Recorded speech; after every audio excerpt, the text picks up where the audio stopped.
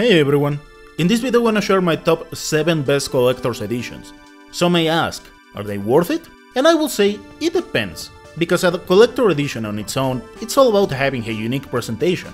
Goodies like figurines, artbook, steelbook, soundtrack, sometimes a DLC to have an easy beginning, among other things. Of course, this is a double-edged sword because sometimes you don't really know what you get until you open the box, to find out that they sold you a cheap piece of plastic for well over $50 plus the price of the game. But let me know, are you interested in these editions? And if that is the case, what attracts your attention the most? In my case, I get these editions because I like to support some franchises. However, to me the bare minimum in a collector edition is either the soundtrack or an artbook. And within those, then again, it's a double-edged sword because sometimes they have a hardcover, which is nice, and sometimes soft covers, which of course gets easily damaged. Or with soundtracks, having well over 50 tracks rounding like 2-3 hours of music, and some others are like samples with 8 and 9 tracks, out of games that sometimes have 40-50 melodies. Now, if you wanna know more about some of my ideas regarding collecting video games, I've already shared a video with 10 tips. It could have been assembled better, but in case you're interested, I'll leave the link in the description. Without further ado, let's begin! In my number 7, I wanna share a bare bones edition that was relatively cheap, Ender Lilies. This particular edition comes in a small box which contains a pin, a big poster, and the whole soundtrack of the game. And yep, I gotta say that if you love piano tracks, this game has a lot of beautiful compositions, so you can enjoy 2.5 hours of extraordinary tracks. Kinda gloomy ones, but considering the main topic of the game, it is lovely.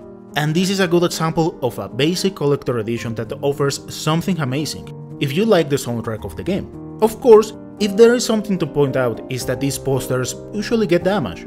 I am not a fan of those, because if you really want to place a poster at home, there are many ways to get them, even in monster sizes.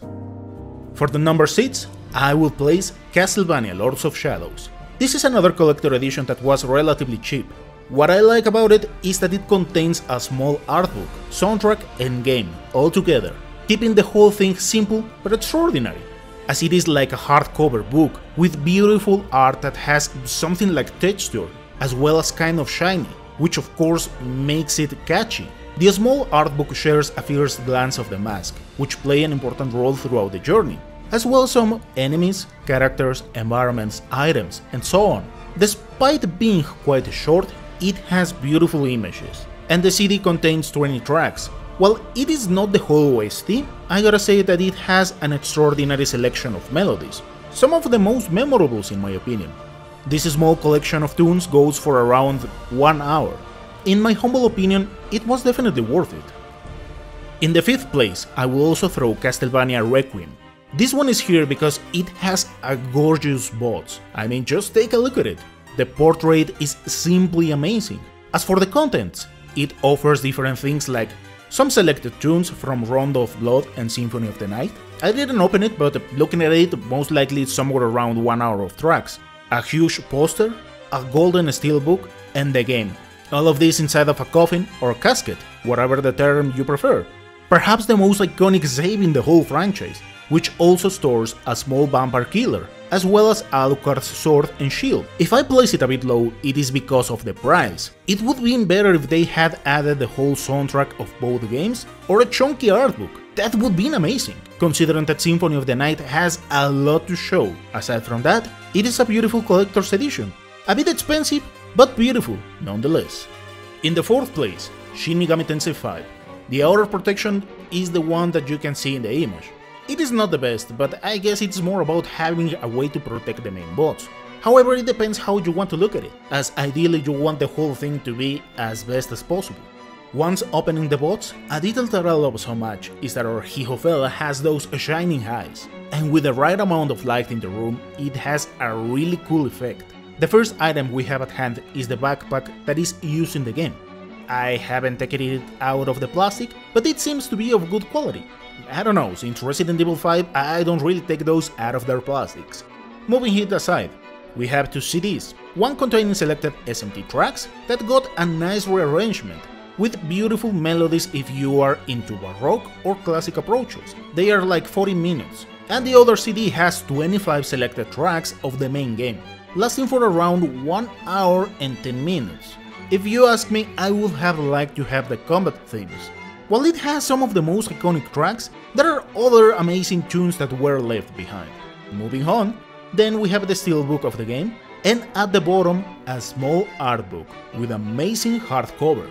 Looking inside of it, it has the image of many demons we see in a lot of games, with small descriptions. I will say that it is an amazing piece of art to have, as they are the main dish of these games. In third place, I will say Unicorn Overlord. This collector edition accomplishes multiple objectives, which is containing several goodies and a beautiful box. It gives you a vibe like you're opening an old envelope, a chubby one, but you get the idea. Another cool detail is that it has a magnet, so it can keep all its content without resorting to annoying cardboard parts, which oftentimes get damaged while trying to open the box if they are really tight. Inside of it, you can find a 16-bit rearrangement which has 20 tracks, going for around 1 hour and 20 minutes. While it can be seen as something unorthodox, the fact is that these tracks are really well composed. It is not like you are going to hear something with the SNES and NES GBA quality. Putting them into perspective, in essence they are 16-bit but pleasant to the ear. Moving on. One of the things that stands the most in this edition is that it has a card game with lots of interesting things and good quality. As for the other goodies, the game and an art book. The thing with the art book is that it has a soft cover, not a fan of them, but it has a lot of cool images, sharing a note from Takafumi Noma, the director from Unicorn Overlord, to then jump into the charming roster of the game, having multiple poses and the overworlded sprites, every single unit the game has, food, environments, and so on. It is a terrific piece of art, to be honest, but I would have liked it with a hardcover. But as soon as you do not give it the rough treatment, it should be fine. In the second place, I will throw Fire Emblem Three Houses. This collector's edition comes in a big box, but not chunky. Inside we have a steelbook, the most useful calendar in modern human history,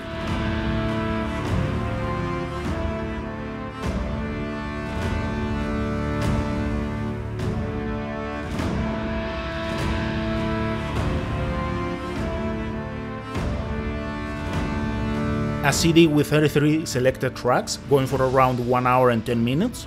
I will say that they have some of the most iconic melodies like Chasing Daybreak, Between Heaven and Earth, Dwellings of the Ancient Gods, among others that are really cool.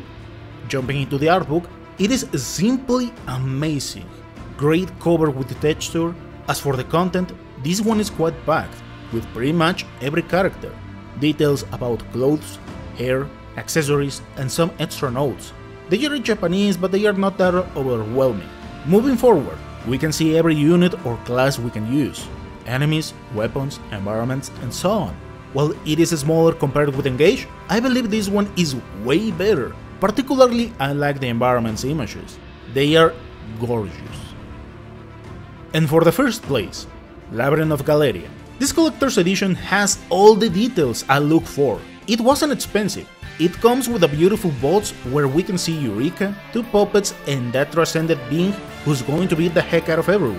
Inside we have the game, 2 CDs with the whole soundtrack of the game, going for 1 hour and 45 minutes, a total of 41 tracks. Quite wacky soundtrack in the good sense, because some are like a circus, ambience, jazz, rock, and so on.